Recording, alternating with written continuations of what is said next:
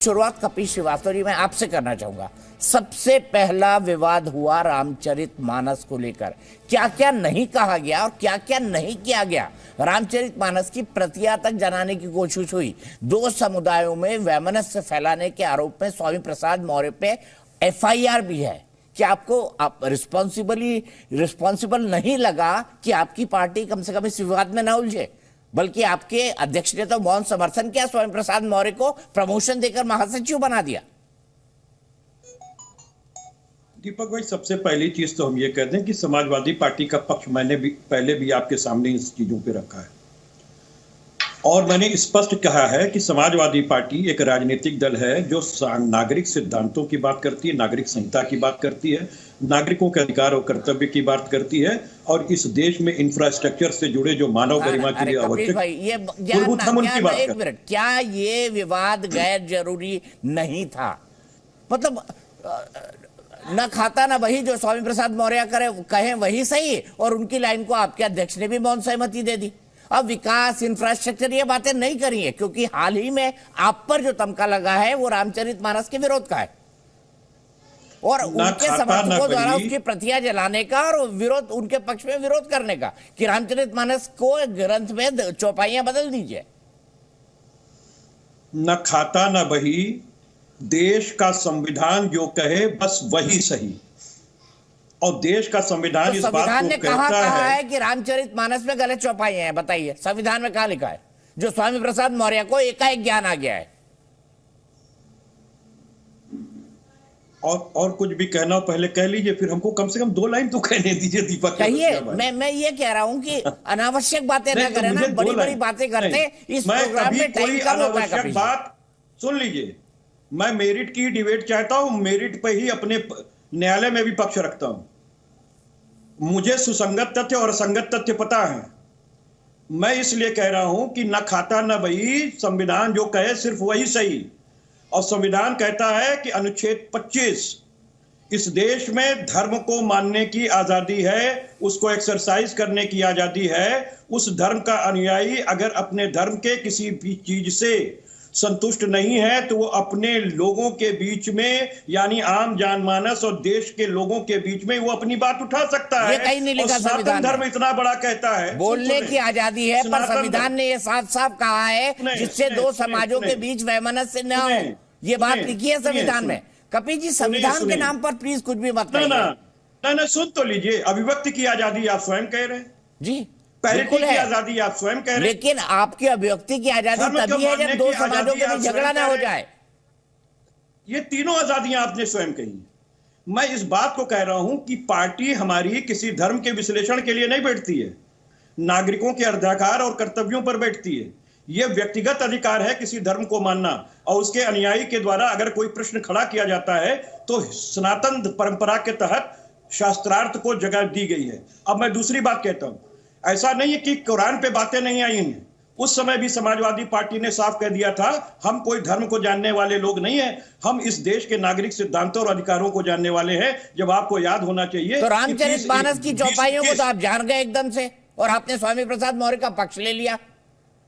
आपने ये नहीं कहा कि हम रामचरितमानस को जानने वाले नहीं हैं। आपका एक बयान दिखा दीजिए, अखिलेश जी का एक बयान दिखा दीजिए, आपका एक बयान दिखा दीजिए जिसमें आपने कहा कि हम रामचरितमानस को जानने वाले लोग नहीं हैं। आप तो कह रहे हैं ना कि समाज में जो, अरे भाई, व्यक्तिगत रूप से अगर आप बात करेंगे तो कपिल श्रीवास्तव एक सनातनी परंपरा के व्यक्ति हैं, एक हिंदू है। मुझे गर्व है कि मैं हिंदू हूं। क्या मुझे किसी और धर्म का अपमान करने का अधिकार नहीं है। मुझे किसी दूसरे धर्म का अपमान करने का अधिकार प्राप्त नहीं। जहां तक मेरे धर्म की सवाल है, ये मेरा निजी मामला है। अपमान करने का आपको अधिकार है। मैं बार बार आपको कह रहा हूं कि ये हमारा धर्म हमें आजादी देता है कि हम अपने कर्मकांडों को कर सकते हैं। और अगर किसी तथ्य पे ऐसा लगता है कपिल श्रीवास्तव को कि इस पे धर्म के सामने एक बात रखनी चाहिए, तो उनके जानने वालों को धर्माधर्म के बीच में रखा गया। अब आप शास्त्रार्थ करिए, ये व्यक्तिगत चीज है, पार्टी से कोई मतलब नहीं। पार्टी किसी के संवैधानिक अधिकारों को नहीं खींच सकती है, चाहे वो स्वामी प्रसाद मौर्य हो या कपिल श्रीवास्तव या दीपक चौरसिया हो। चले ठीक है, आप शास्त्रार्थ शब्द तो देख लेते हैं। और आप किसको लिए कह रहे हैं? स्वामी प्रसाद मौर्य जी से शास्त्रार्थ हो। चलिए कोई बात नहीं, मैं आगे चलता हूं इस पर।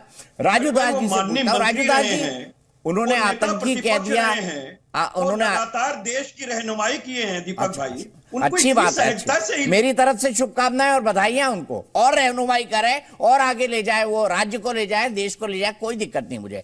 राजू दास जी, मैं सीधे आपसे जानना चाहता हूं, आपको साधु आतंकी सब कुछ कह दिया गया, लेकिन अगर आप गर्दन काट सर धड़ से जुदा वाली बात नहीं कहते तो शायद यहां तक होता नहीं। आज तक इस तरह का बयान हिंदू लोगों से या हिंदू सनातनी परंपरा के लोगों से कभी नहीं आया। आपको लगता है आपने बॉर्डर क्रॉस किया? नहीं, देखिए, एक जिम्मेदारी तौर पर और जिम्मेदारी तरीके से मैं आपसे निवेदन करना चाहता हूं कि जिस प्रकार से रामचरितमानस के बारे में बोलने तक ठीक था, आपने साधु संतों तक जिन जिन लोगों ने आप पे आपत्ति किया, उसको आतंकवादी तक कह दिया, क्या क्या आपने नहीं कहा। ये विषय तब आया जब रामचरितमानस को जलाया गया। आप समझ सकते हो, सनातन परंपरा वाली देश में जहां पर हर घर में रामचरितमानस की पूजा होती हो, हिंदू जनमानस की, और वहां रामचरितमानस चलाए जाए, इससे आहत होकर मैंने कहा, मैं जिम्मेदारी पूर्वक आपके चैनल पर मैं क्षमा मांगता हूं। मैं कहता हूं कहा हमने गलत कहा है, ये हमको नहीं करना चाहिए था। आप क्षमा मांग रहे, माफी मांग रहे कि आपको ये नहीं कहना चाहिए था, सर धड़ से जुदा करने वाली बात, सर काटने वाली बात। जी, मेरा सवाल, जी मैं तो कहता हूं मेरा कोई इरादा नहीं, मेरा किसी भी प्रकार के सनातन संस्कृति का भी एक चींटी महाराज नहीं मारे हैं। स्वामी प्रसाद मौर्य का मैं गला क्यों काटूंगा? मैं एक चींटी तक नहीं मारा, स्वामी प्रसाद मौर्य क्या गला काटूंगा? कष्ट इस बात की है कि स्वामी प्रसाद मौर्य कुरीति की बात करते हैं। अभी तक जब समाजवादी पार्टी में थे, सरकार में, तब उन्होंने कुछ नहीं कहा। बीएसपी में थे, गद्दावर नेता थे, कभी उन्होंने कुछ नहीं कहा। भारतीय जनता पार्टी में कैबिनेट मिनिस्टर थे, तब उनको रामचरितमानस नहीं याद आया। उनकी बेटी सांसद है, रामचरितमानस नहीं याद आया। अब उनकी जमीन खिसक गई तो आप सस्ता पा गए हो साधु संत, आतंकवादी कह दो, रामचरितमानस की जलाने की बात कर दे, रामचरितमानस प्रतिबंधित करने की बात कर दो, आप साधु संतों को गाली दो, भगवान राम को गाली दो, भगवान कृष्ण को गाली दो, कुरीति की बात करते हो। क्या कुरान में हमको क्या कहा गया ये सबको पता है, उस पर कभी किसी ने चर्चा किया? नहीं किया। हम किसी धर्म का अपमान नहीं करते। स्वामी प्रसाद मौर्य ठेकेदार हो गए क्या? ऐसा भाषा क्यों बोलते हो? आपने कहा मैं क्षमा मांगता हूं, ये क्षमा आपने किससे मांगी? स्वामी प्रसाद मौर्य से या उन सनातनियों से जो आपसे ये बयान की उम्मीद नहीं कर रहे थे? नहीं, तत्काल पहले तो समाजवादी पार्टी के जो माननीय नेता अखिलेश यादव जी है, अभी मेरे बारे में किसी ने समर्थन किया, पूर्व में चुनाव लड़ चुके इनके पार्टी के प्रवक्ता हैं, उनको इन्होंने पार्टी से निकाल दिया। अभी तुरंत आज की घटना है, उन्होंने मेरे लिए ट्वीट किया तो इन्होंने पार्टी से निकाल दिया। स्वामी प्रसाद मौर्य को क्यों नहीं निकाला?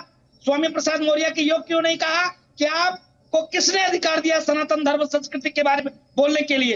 कुरान के बारे में बोल के दिखा दें, बाइबिल के बारे में बोल के दिखा दे। दम है क्या? नहीं दम है, नहीं बोल सकते। मैं डंके की चोट पे कहता हूं, हम किसी धर्म के अपमान की बात नहीं करते। हमने कभी कुरान के बारे में बोला क्या? राजू दास बार बार बोलते हैं, लगातार सनातन पे बात करते हैं, कभी कुरान पे मैंने बोला क्या? कभी बाइबिल पे बोला क्या? लेकिन कष्ट इस बात की है कि स्वामी प्रसाद मौर्य को इतना प्रसाद देना, इतना छूट देना, समाज में आतंक का माहौल पैदा कर दिया है। स्वामी प्रसाद मौर्य अब तो तब हो गया जब एक हम कार्यक्रम में जा रहे थे और स्वामी प्रसाद मौर्य उधर से आ रहे थे, मेरे ऊपर उन्होंने हमला कर दिया, कहा कि ये देखो भगवा आतंकवादी आ गया है। ऐसे कह सकते हैं क्या? ये देखो, ये रामचरितमानस की बात करते हैं, ये राम की बात करते हैं, कृष्ण की बात करते हैं। ऐसे कर स्वामी प्रसाद मौर्य मेरे ऊपर हमला किए। ठीक है, आपने क्षमा मांगी, किससे मांगी? उन सनातन के लोगों से जो आपसे ये बयान की उम्मीद नहीं कर रहे थे, या स्वामी प्रसाद मौर्य से? किससे क्षमा मांगी आपने?